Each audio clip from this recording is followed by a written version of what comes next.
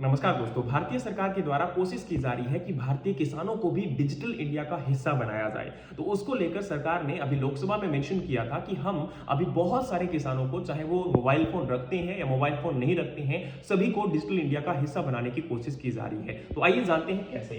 भारतीय सरकार ने मेंशन किया कि एक तो स्मार्टफोन वाले किसान हैं, उनको तो बहुत सारी एप्लीकेशन के माध्यम से डिजिटल इंडिया का हिस्सा बनाया जा रहा है, और दूसरी तरफ जिन किसानों के पास मोबाइल नहीं है उनको भी हम डिजिटल सर्विस प्रोवाइड करवा रहे हैं। किसके सहारे?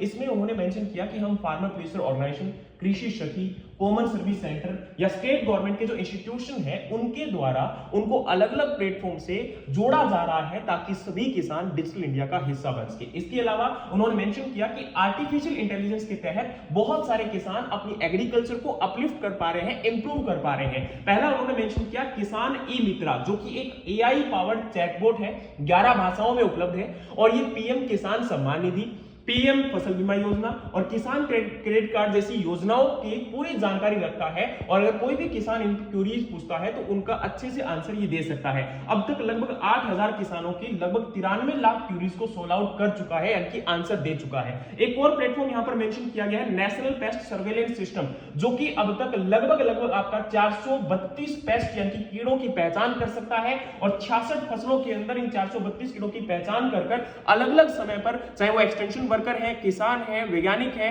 उन सभी को इसके अंदर जोड़कर रखता है और समय समय पर क्वेरीज को सोल्व आउट कर आपके कीड़ों से होने वाले नुकसान से फसल को बचा सकता है। इस प्रकार के जो इनिशिएटिव है वो वाकई में अच्छे हैं, और आने वाले टाइम में हमारे एग्रीकल्चर को भी डिजिटलाइजेशन किया जा सकता है, और इससे किसानों को फायदा मिलेगा, उनका जो वर्कलोड होगा वो कम होगा, और जो मैन पावर कहीं ना कहीं बात करते हैं उसको और अच्छे तरीके से यूटिलाइज किया जा सकता है और उत्पादन को बढ़ाया जा सकता है। बाकी आप लोग बताओ, क्या वाकई में किसानों की आमदनी बढ़ रही है इससे, या किसानों को इससे फायदा हो रहा है, और आने वाले समय में क्या हम डिजिटल एग्रीकल्चर को और बेहतर तरीके से प्रयोग में ला पाएंगे? उम्मीद है कि ये सेशन आपको पसंद आया होगा। इसी प्रकार की और वीडियोस के लिए मैं फॉलो कर लीजिए। जय हिंद, जय भारत।